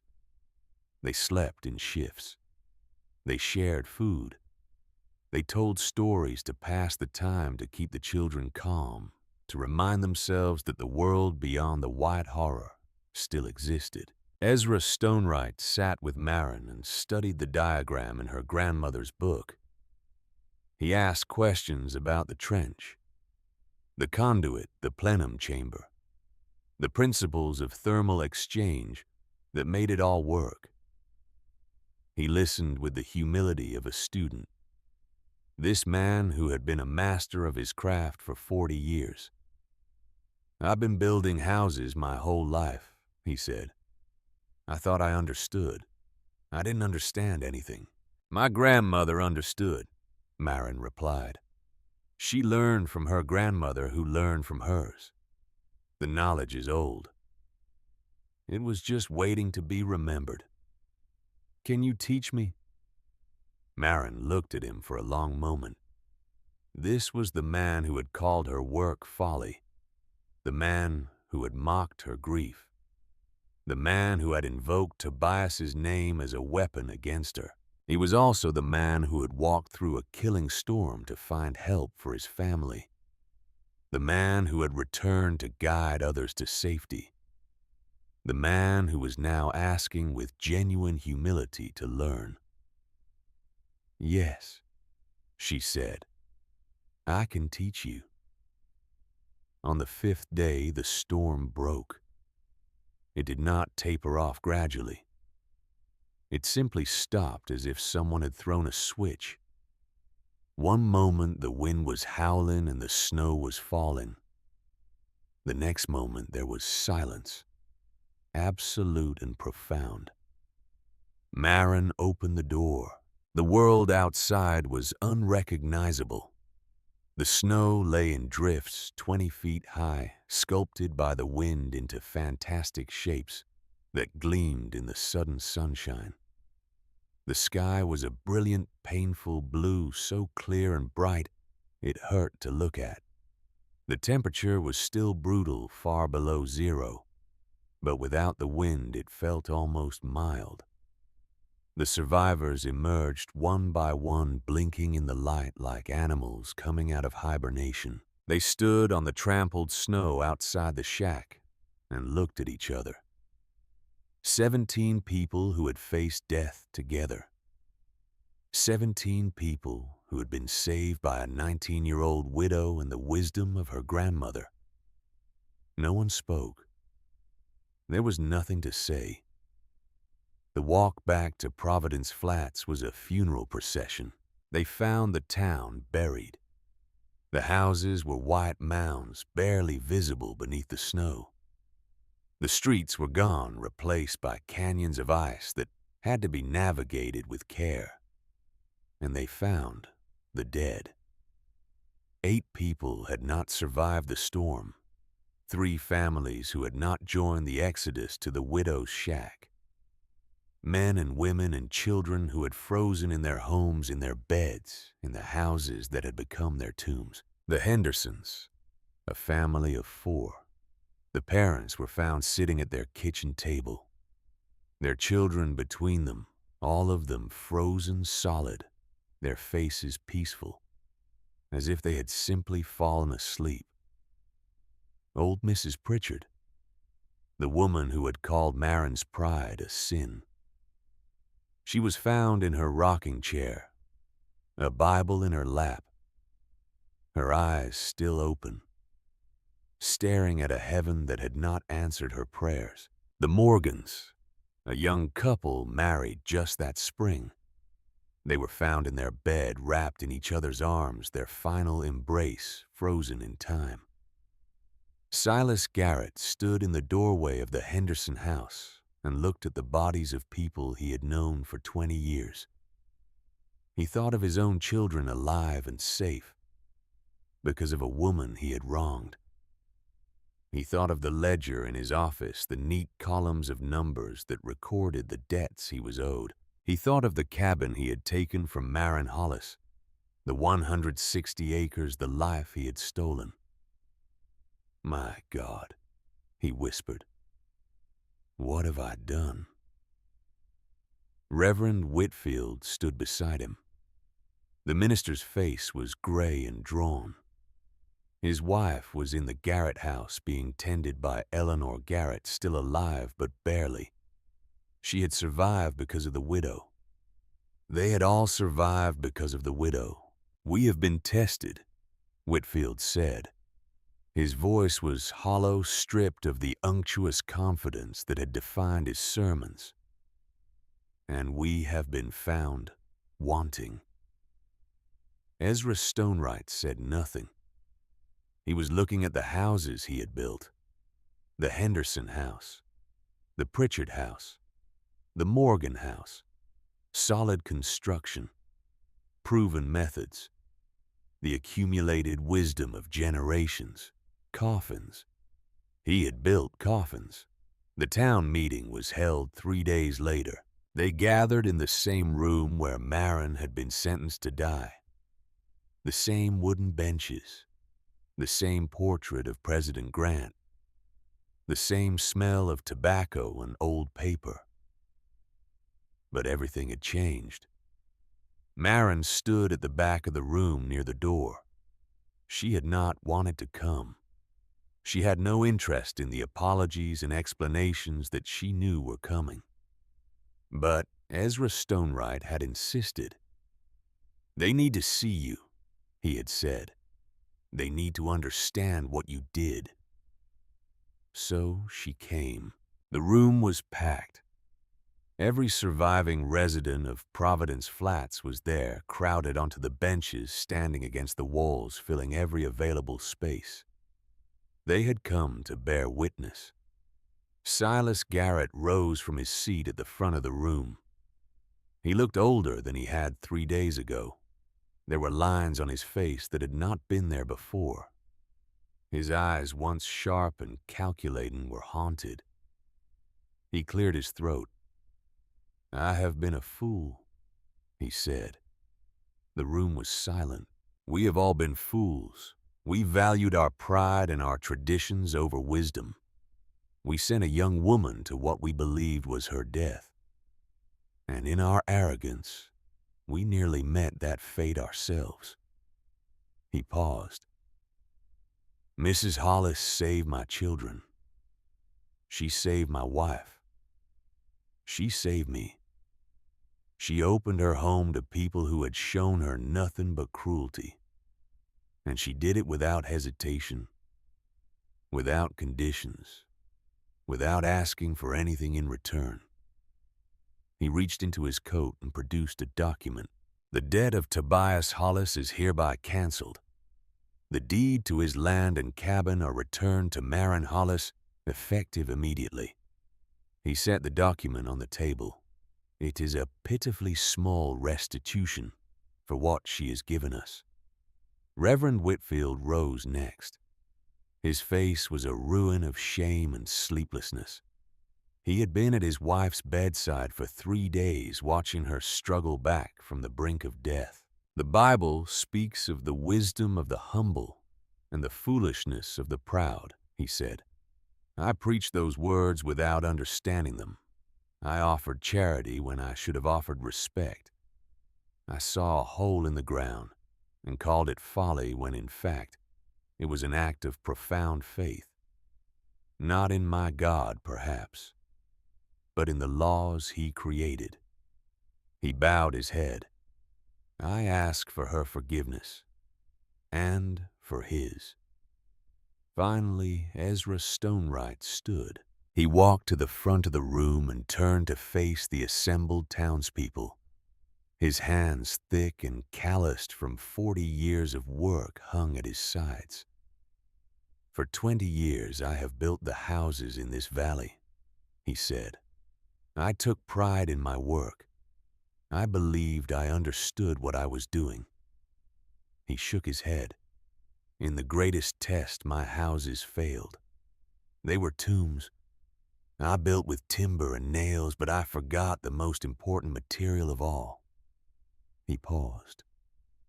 The earth itself. He turned to look at Maren. The structure that saved us, the one I mocked, was built with knowledge I did not possess.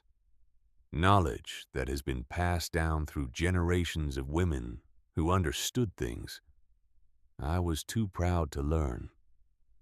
He walked to where she stood and stopped before her. The room held its breath. I ask you, Mrs. Hollis, he said, teach me, teach us all, so that no one in this valley ever freezes to death in a house I built. Maren looked at the old carpenter. She saw the shame in his eyes, the genuine humility, the desperate need to make things right. She thought of Tobias. She thought of how he had respected Ezra Stonewright, how he had called him friend, how he had learned so much from this man who was now asking to learn from her. Yes, she said, I will teach you. The room erupted in applause. Spring came slowly to Providence Flats. The snow melted in fits and starts, revealing the devastation beneath. The drifts became rivers, the rivers became floods. And then gradually the earth emerged from its white shroud. Maren moved back into her cabin with Tobias, the cabin she had been forced to leave, the cabin with the table he had made, and the rocking chair that had belonged to her grandmother. Everything was still there exactly as she had left it. Silas Garrett had not touched a thing. She stood in the doorway on the first day of April, looking at the home she had thought she would never see again. The memories rushed back. The laughter, the love, the plans they had made for a future that would never come. She wept, not from sorrow, though sorrow was there.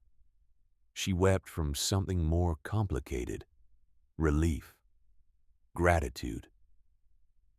The strange, bittersweet feeling of having come through something terrible and emerged changed but unbroken. "I did it, Tobias," she whispered to the empty room. "I survived."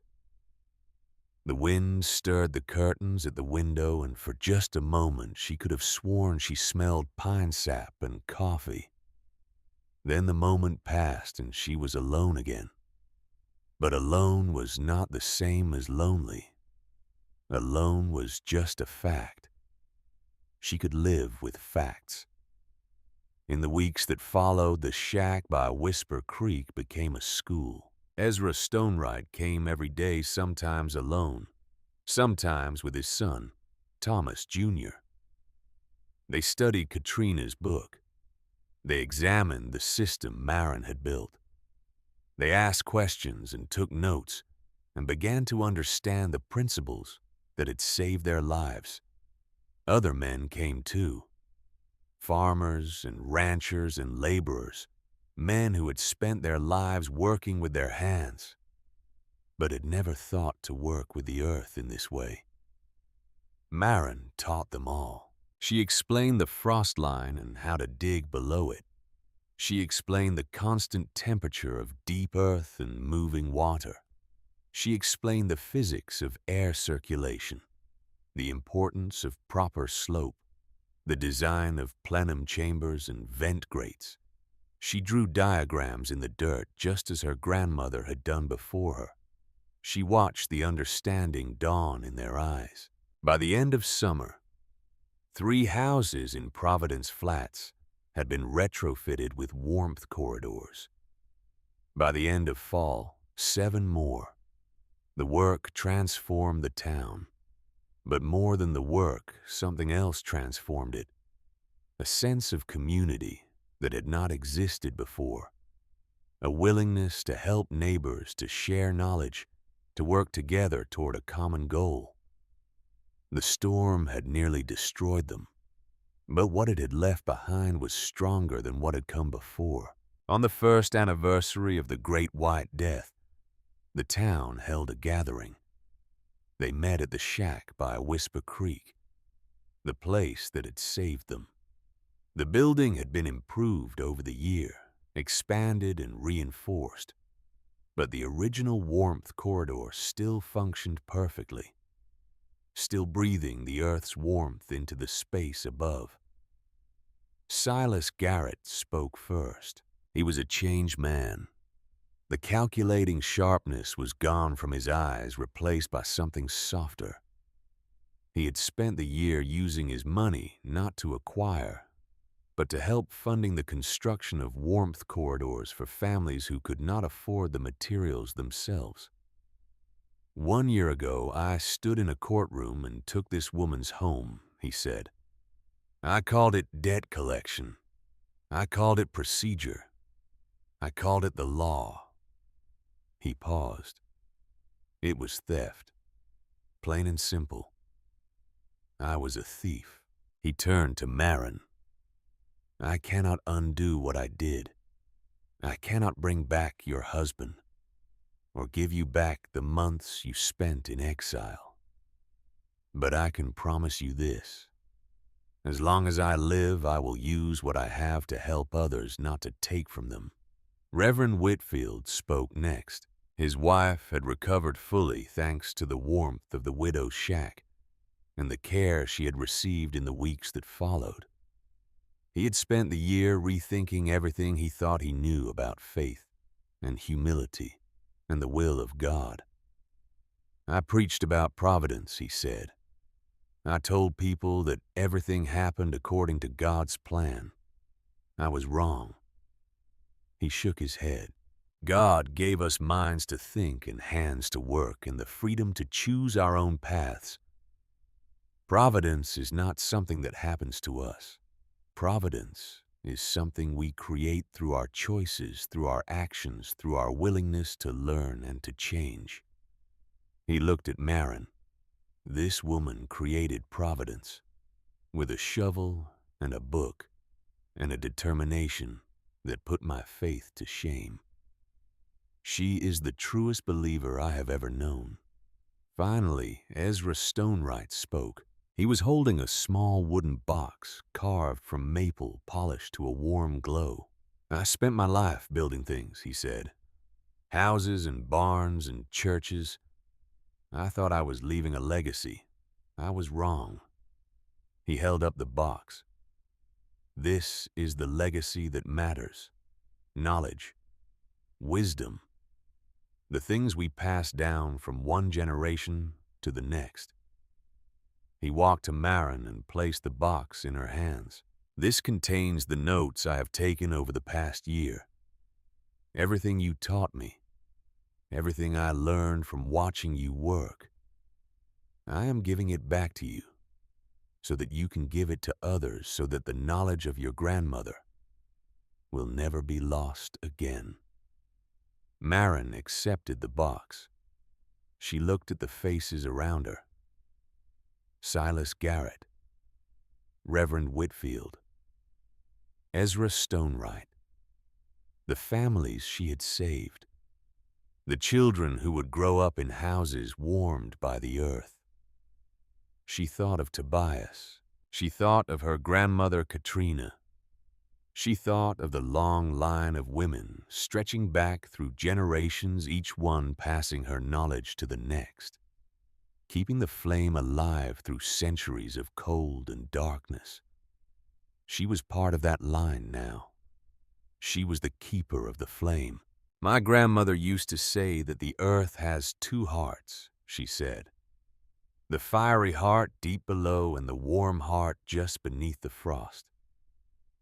We cannot touch the fiery heart, but the warm heart is ours if we know how to ask."